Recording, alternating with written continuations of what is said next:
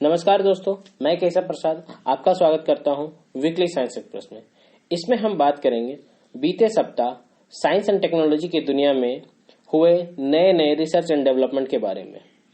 ये रिसर्च और डेवलपमेंट किसी भी फील्ड में हो सकते हैं, चाहे वो स्पेस में हो, चाहे वो बायोलॉजी में हो, चाहे वो हेल्थ केयर में हो, चाहे वो फिजिक्स में हो या केमिस्ट्री में हो, जिनका प्रभाव हमारे डेली लाइफ या हमारे आम जीवन में हो सकता है। ये एग्जाम पर्सपेक्टिव से स्टूडेंट्स के लिए भी काफी लाभदायक हो सकता है। आमतौर पे हम लोग अलग अलग तरह की न्यूज और करंट अफेयर देखते हैं, जिसमें ज्यादातर लोगों का ध्यान अलग अलग फील्ड में होता है, जैसे कि पॉलिटी, इकोनॉमिक्स, स्पोर्ट्स, हिस्ट्री। इन्हीं सभी चीजों पे ज्यादातर लोग ध्यान देते हैं।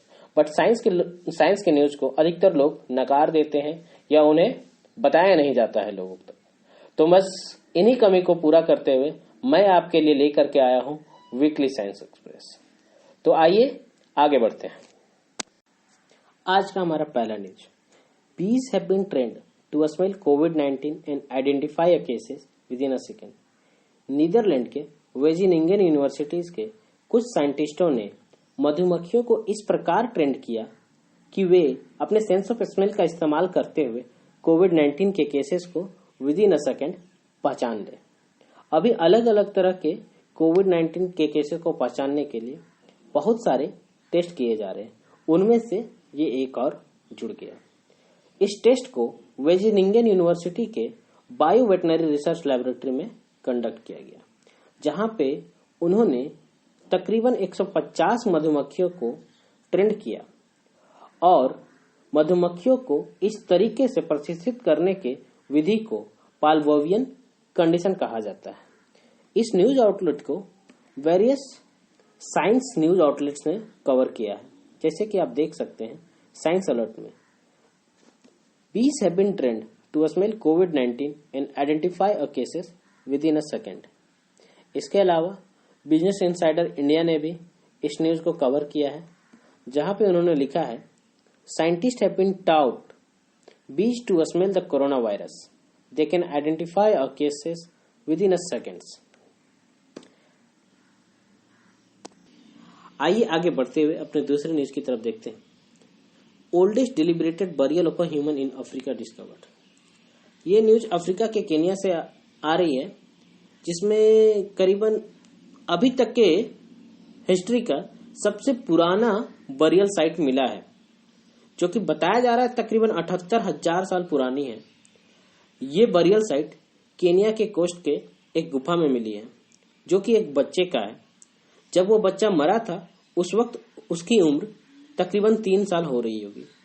उसके डेड बॉडी को इस तरीके से रखा गया है जैसे किसी बच्चे को गर्म रखते हुए उसे सुलाया गया हो। साइंटिस्ट ने बच्चे के उस रिमेन्स को मोटोटो नाम दिया है, जिसका स्वाहिली शब्द में बच्चा होता है, जिसका स्वाहिली में मतलब बच्चा होता है। आप ये स्कल्पचर देख सकते हैं जैसे साइंटिस्ट ने प्रिपेयर्ड किया है कि आखिर किस तरीके से उस बच्चे को उसमें लिटाया गया होगा। इस न्यूज को वेरियस न्यूज आउटलेट्स ने कवर किया है, जैसे कि nature, earliest known human burial in Africa. आप ये देख सकते हैं यहाँ पे। इसके अलावा साइंस लाइव न्यूज लेटर में भी इसको कवर किया गया है। Oldest deliberated burial of a human in Africa discovered. तो हमारा अगला न्यूज नासा से है, जो कि है, NASA solar probe becomes fastest object ever build as it touches the sun. हाल ही में नासा के द्वारा बनाया गया ऑब्जेक्ट पार्कर सोलर प्रोब, जो कि fastest human man made object बन गया है, जिसकी स्पीड तकरीबन 3,30,000 माइल्स पर आवर थी। इन किलोमीटर्स 5,32,000 किलोमीटर पर आवर। यह पहला ऑब्जेक्ट बन गया है मैन मेड, जो कि सन के सबसे क्लोजेस्ट जाकर के आया है, जिसकी सबसे मैक्सिमम जो क्लोजेस्ट वैल्यू थी वो थी 6.5 मिलियन माइल्स, तकरीबन 10.4 माइल्स किलोमीटर। आपको इस मिशन के बारे में बता दें तो ये मिशन नासा ने अगस्त 2018 में लॉन्च किया था टू स्टडी द सन। इस ऑब्जेक्ट की जो स्पीड को बढ़ाया गया है वो वीनस के ग्रेविटी का इस्तेमाल करते हुए, उसके ग्रेविटी में इसके स्लिंग शॉट करते हुए इसको जो स्पीड को है वो बढ़ाया गया।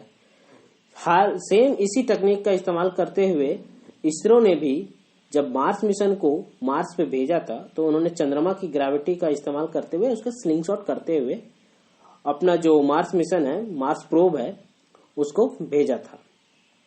सेम उसी टेक्निक का इस्तेमाल नासा ने भी यहाँ पे किया है। इस टेक्निक का इस्तेमाल करने से इसरो को काफी बचत हुई थी।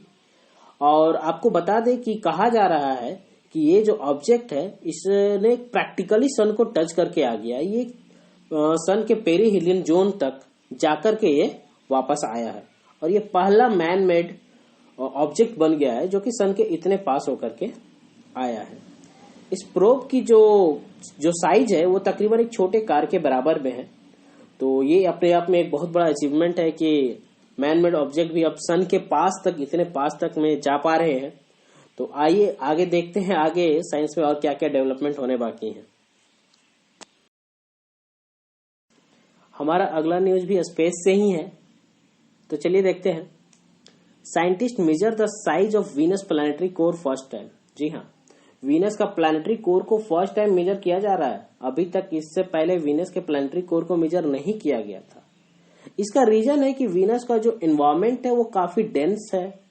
वहां तक उतनी जो टेक्निक्स है या हमारे जो टेलीस्कोप है वो इतने ज्यादा, या जो भी हमारे प्रोब्स गए हैं वो इतने ज्यादा ऑब्जर्वेशन नहीं कर पाए। इसी वजह से वीनस के प्लैनेटरी कोर को अभी तक मेजर नहीं किया गया था। वीनस का जो प्लैनेटरी कोर है वो अप्रोक्सीमेटली 7000 किलोमीटर इन डायमीटर है, जो कि लगभग सेम है अर्थ के जो कोर डायमीटर है उसके लगभग सेम है।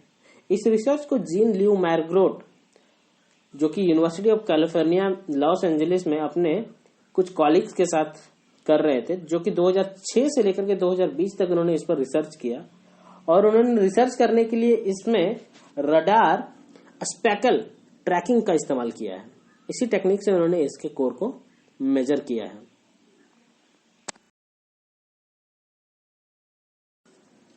हमारा नेक्स्ट न्यूज है, first genetically modified mosquito released in the United State. जी हाँ, पहला जेनेटिकली मॉडिफाइड मच्छर को पहली बार यूनाइटेड स्टेट ऑफ अमेरिका में छोड़ा गया है। इस मच्छर को फ्लोरिडा में छोड़ा गया है।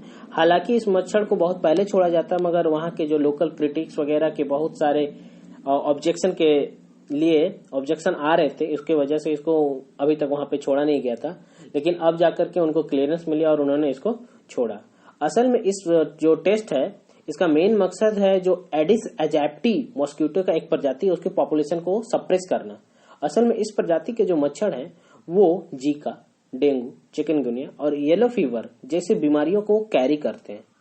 इस टेस्ट को ऑक्सीटेक नामक एक फॉर्म है जो कि यूके की है, उन्होंने डेवलप किया इस मॉस्किटो को और इन्होंने पहली बार इसको फील्ड में ओपन एयर में यूनाइटेड स्टेट ऑफ अमेरिका में इसको छोड़ा है।